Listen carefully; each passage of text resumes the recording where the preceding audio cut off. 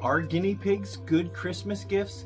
Hey, it's Scotty. I'm a guinea pig rescue volunteer, and today I want to talk about guinea pigs as gifts, guinea pigs as Christmas gifts, guinea pigs as gifts for kids.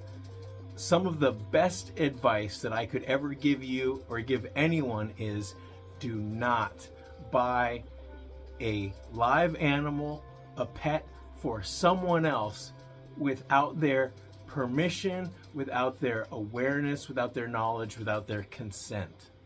Do not surprise somebody with an animal that they are not expecting. Taking on the responsibility of a new pet is something that should be really carefully considered and thought through. You don't want to just spring any animal on somebody. I'm talking whether it's a goldfish, whether it's a dog or a cat or a small animal. Any animal should be a decision by the person who's going to be caring for them. Now, let's talk about kids and pets. First of all, guinea pigs are not starter pets. In fact, there's no such thing as a starter pet. All animals, all creatures, all living beings deserve respect and should be cared for and taken care of to the best of your ability. And if you cannot give them what they require, and it's not about minimum care, it's about providing for them what they need to thrive and live a good life. If you cannot provide that, then you shouldn't take them, you shouldn't take on that responsibility. And there is no shame in realizing that at this time in your life, a certain pet is not right for you. For example, I love dogs, I love cats, but right now, with all these piggies here, with how much time I spend on the road, and with my bird BB, having a dog in this house is just not practical, would not be fair to that dog. And no matter how much I love dogs, right now is not the best time for me. I wouldn't be able to give the dog what the dog needs to thrive in my home right now. And there's no shame in admitting that.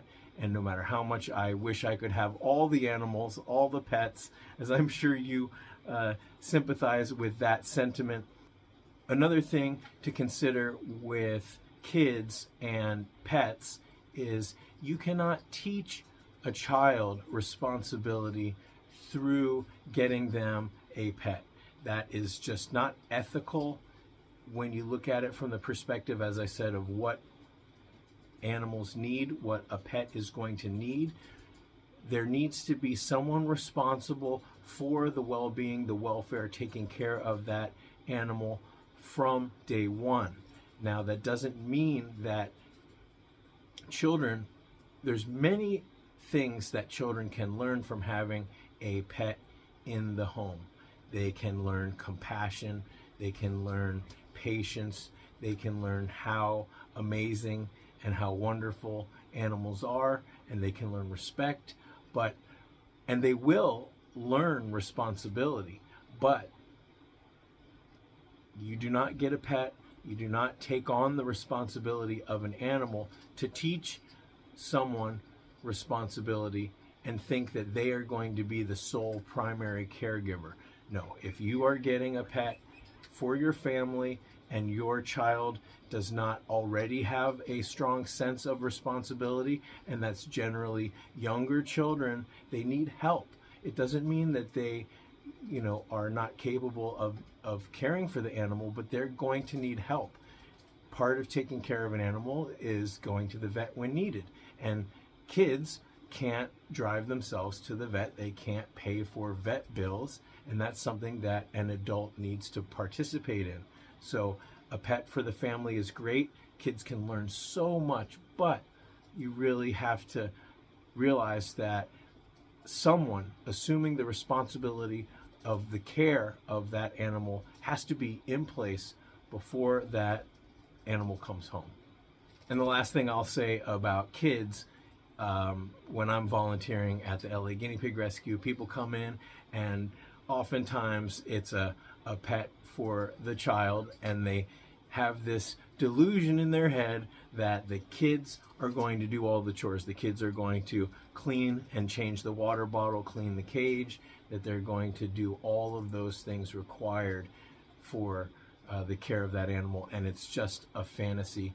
Kids, they just, no matter how responsible your child is, they are not going to do all of those things. It's just, that's how it is. And even if they do assume the majority of the responsibility, it's up to you as the parent, as the adult, to make sure that all those things are up to the standard, the required care of that animal. And you can't just let the child not do those things and have the animal's needs not being met and then punish the child. That's just not how it works. So that's all I'll say about that. Now, when we're talking about a Christmas gift or guinea pigs as a gift, oftentimes this thought pops into your head when you're at the pet shop. And I'll say this about pet shops: pet stores often create a presentation, a false representation of what it actually is to take care of these animals. A lot of times the display cases are not adequate size. Oftentimes they have multiple male guinea pigs in one enclosure, or the enclosure is just doesn't have the appropriate house, water bottle size, doesn't have enough food, enough hay. There's so many things where you go into a pet shop and you see how the animals are taken care of, and it gives you a false sense of what the requirements are for those animals. And it's not limited to just guinea pigs, okay? In addition to that, when you walk the aisles, you will see cages for sale that are much too small. You will see bag after bag of food. Some of the food is good, some of the food is not appropriate. Guinea pigs should have a high quality Timothy hay based pellet, not with the little cookie bits or the seeds or any of those things, just a plain pellets, okay? Every once in a while, a high quality pellet that has some forage mix in there. Maybe there's some pea flakes, things like that in there. That can be okay as a treat, but they need to have high quality plain Timothy pellets. I like the Small Pet Select soy-free non-GMO pellets. On my website, there are a number of pellets that we recommend at the LA Guinea Pig Rescue. So check out my website. I have a complete care guide. I'll mention that more in a little bit. But when you go to the pet shop, you get a false representation, a false presentation of what it takes to take care of guinea pigs and all the other pets. If you want to know more about what it takes to take care of guinea pigs, what it takes, what I've learned volunteering at the LA Guinea Pig Rescue, I have an entire comprehensive guinea pig care guide. It's totally free. It goes through every different stage of setting up the process and caring for your piggies. That's everything from bonding and cage mates to taming to diet and illness. There is just every aspect of guinea pig care is going to be there for you on my free guinea pig care guide. So there's going to be a link to that in the description, and also at the end there is a button that you can check that will take you right to my care guide. So I hope if you were pondering whether or not you should surprise your loved one, your family member, your child with a guinea pig, that you don't want to have, you know, one of those wrapped boxes with the holes in it that's like kind of shaking around, shifting around under the tree. It's just not appropriate. If you do want to have a guinea pig as a pet, of course they need to be in pairs or groups. A pair of boys or a pair or a group of girls is totally appropriate. So again, check my care guide. You'll learn all about the cage mate requirement. people, and this has been a thing, people have come to the rescue and they say, oh, I want to surprise my kids. We've been talking about it for a long time. Now, if you're, whoever you're getting this guinea pig for, if they have, you've already talked about it and it's just a matter of bringing them home, you know, then that can be totally appropriate.